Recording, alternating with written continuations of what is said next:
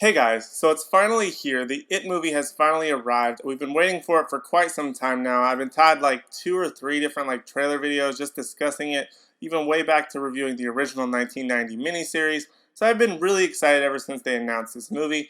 Now it's finally out and I can't wait to talk about it. So actually I saw this movie twice in theaters now. I was really excited. I've been away for a little while. We had a big storm here in Orlando, Hurricane Irma. So actually I was out of town during that, and I actually was in Las Vegas, my hometown. Not that you guys really probably care about that, but it was a great time, so I missed most of the storm. I just recently got power back, so I'm finally able to record a video and actually discuss the movie. But I'm happy to say that I saw it twice, so I can give a little bit better depth review than normally I would just seeing a movie one time. And I'm also going to add something a little bit weird and maybe a little bit fun, maybe at least for myself. I'm going to add an it counter to the bottom of this video, just in the corner, one of these corners here. That is essentially going to be counting how many times I say the word it. I don't know why, I just think that's sort of a good idea and sort of fun. So hopefully you'll enjoy it too. Anyway, but yeah, so it is directed by Andy Muschietti and stars Bill Skarsgård as Pennywise the dancing clown, essentially, or demonic clown, however you want to call it, and a bunch of kids, mostly unknowns, with the exception of Finn Wolfhard, who's been in Stranger Things, but essentially a mostly unknown cast. And these kids really did a phenomenal job. I have to give it to them. The director did an amazing job. The kids were absolutely fantastic. Bill Skarsgård's performance as Pennywise, hands down, was phenomenal. I have no complaints about it whatsoever, other than the fact that I wish we had a little bit more of him. But I think there's some good in having less of the character than having more of the character. So there's pros and cons to both sides. But let me go ahead and talk about the characters and the kids first. So the kids were great. My two favorites were easily Finn Wolfhard as Richie, the trash mouth or loudmouth of the group, and Jack, I don't remember his last name, I apologize, who plays Eddie, which is essentially the sick kid most of the time. He always has his inhaler, always has a bag of medicine. Basically, these two go back and forth so perfect. I would love to see just a movie of these two. They were hands down my favorite characters. They were hilarious. They had this back and forth banter that was super great, and I felt like that was really the heart and soul of this movie, was the kids. All the kids did a great job. Those two are my favorite, but all the kids did a phenomenal job. You really felt the chemistry with all the kids, which was really great. And you really felt like this was kind of a blended movie. It wasn't just a straight horror movie, despite that's what the genre it's in. It felt like a coming-of-age sort of movie with the same sort of feel of like a Goonies, like these kids that know each other and somehow understand each other on a level that maybe you and your friends do, or that aspiring that you want you and your friends to have that level of understanding and caring for each other. And have this back and forth banter. It's just perfect the way they blended them all together. And that was probably one of my favorite aspects of the entire movie. Now, as for Bill Skarsgård's Pennywise, again, that was phenomenal. It was creepy. It was perfect. Everything that I wanted it to be. Again, with the exception that I felt like it could have been a little bit more visually of seeing him, things like that. But you have to understand this is sort of setting up for the sequel, which I'm hoping they follow more along the lines of the book with them as adults. So I'm really hoping for that. But I'm really looking forward to how he's going to be portrayed with the adults.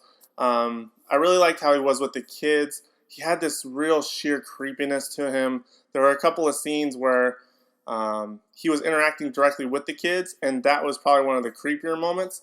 Not just him off in the side or in the shadows. It was when he's really interacting with the kids. It was really that first scene with all the kids and Pennywise together that was, I think, the best chemistry-wise between the clown and Bill Skarsgård and the rest of the kids, just showing that sheer terror of this demonic clown and all the things that it can do and how it scares you. The movie was perfect. It was absolutely phenomenal. Had a ton of different influences, I think. Like I said, Goonies. There was a couple of Evil Dead sort of references I saw in there. There's a couple of really great things that this movie combines that I just really liked about it, and it really made a great experience to go see in the theaters. The first time I saw it, I was mainly focused on the scares, but the second time I saw it, I really noticed how great the movie actually is. I noticed all the funny things and everything like that, but you really appreciate it on the second viewing because you're not as worried about the scares, which I think was a lot of fun, at least for me. So I really got to see sort of two sides of the movie by seeing it twice, which I highly recommend seeing it, if not several times. Now, as for the story, it really did follow a lot of what the book did. Now, obviously, this is in a different time period as what the book is set. When they're kids in the book, it's about the 50s.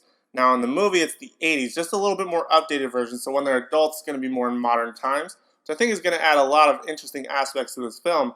But I feel like that by putting it in the 80s, it sort of gave it a different feel that was kind of needed, especially to modernize the franchise, if you want to call it that. I felt like it was a great play to make it in the 80s. And you really saw a lot of things, although I felt like by putting it in the years that it was sort of in, it sort of, I don't know if it was just me, but I felt like some of it kind of messed it up a little bit. For instance, there's a marquee that shows it's for Nightmare on Elm Street 5, which I don't think came out in 88 or 89 whenever the movie is set, which was a little bit disappointing, I guess, but I feel like that it probably just would have felt better if they would have changed that name just a little bit. Maybe I just don't know when Nightmare on Elm Street 5 came out, but that's just something that little that I noticed. But it was a great time frame to be set in, especially with like the fashion and different things that the kids were dealing with. I felt like it was really cool. Some of the jokes even felt a lot more relevant because we could relate to them more as it being in the 80s versus the 50s. So I thought that was really cool. But the story overall, almost identical to the book with the exception of those slight changes because of the time frame. Certain things that happened with Mike. There's a couple of scenes that actually surprised me that were in the book that were actually in the movie. For instance, when the Bowers corners Ben and carves an H into him, and then he kicks off and falls into the bushes. That was pretty accurate to the book. I was actually really surprised. Obviously, I didn't follow it exactly because the movie's a lot shorter than a book. This book is, by the way, like 1,800 pages, 1,500 pages, something like that. Crazy number. But I really did like how accurate they were, and I was actually really surprised when I saw it the first time how accurate the movie actually is. Not completely faithful again, but I felt like it was something that was totally refreshing and at the same time faithful, which was really great for Andy Muschietti to do. To be honest with you, I really don't have a whole lot of complaints about this movie. It had a lot of great aspects. I really liked the sort of, I don't want to call it action, but the direction was really great. The colors were pretty awesome, I think. Not overly colorful, but at the same time muted enough that you felt like it was a little bit older. There were a lot of other things that just felt like they fit very well. The chemistry of the kids, the humor of the movie, overall tone. I like that they balanced the movie very much. By balance, I mean that with every horror scene, there's plenty of downtime to sort of let you relax and breathe and get to know these characters and invest in their lives. It's not like, oh, scare scene, scare scene, scare scene, exposition, scare scene, like your typical horror movie. This was actually made to be an actual movie, which I felt was one of the best aspects of the entire film. And I really appreciated that a lot. And I cannot really say too many bad things about this movie at all. Maybe just little nitpicky things, or maybe not wanting to see Pennywise more, but that's, again, just nitpicky that I probably personally would want to see. But again, in the books, they only see him off and on and in different forms. And I like that they did show a couple of those different forms in this movie, which really allowed the play of the character of Pennywise a little bit more, which was really cool for Andy Muschietti to go ahead and do. And I'm really looking forward to the sequel, and I highly recommend seeing it, especially in theaters. It's totally worth going to see it and pay the price of admission. I saw it twice, and if you can see it multiple times, I'm sure you'll enjoy it. I really did like it, and I can't say enough good things about it. And for that reason, the grade I'm going to give it is an A.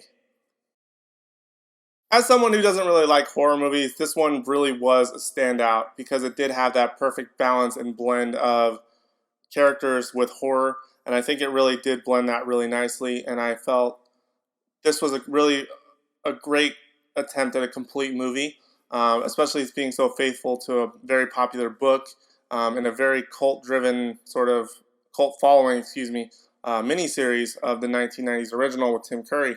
I felt like there was a lot of great things mixed and matched all in there, and it's overall I can't say enough good things about it. I really did like seeing it, and I can't say enough good things about it, and I highly recommend you see it as well. So guys, those are pretty much all my thoughts and opinions on it. If you have seen it, be sure to let me know your thoughts and opinions down below. I know this video is a little bit late, so hopefully it won't get lost in the mismatch of all the 1,000 other It videos. Hopefully I can get a couple more views on it. maybe because of that, because everybody posted theirs all at the same time. But we'll see. But I hope you enjoyed this video. Make sure you hit that like button down below, as well as that subscribe button if you haven't done so already. I have a bunch of things that I kind of want to talk about, but I'm not sure what I want to talk about yet. So I'm not sure what videos to tell you to look forward to. So just make sure you're subscribed, because I'm not sure what I'll be doing myself. So make sure you're subscribed again. Thank you guys so much for watching, and I hope to see you in the next one.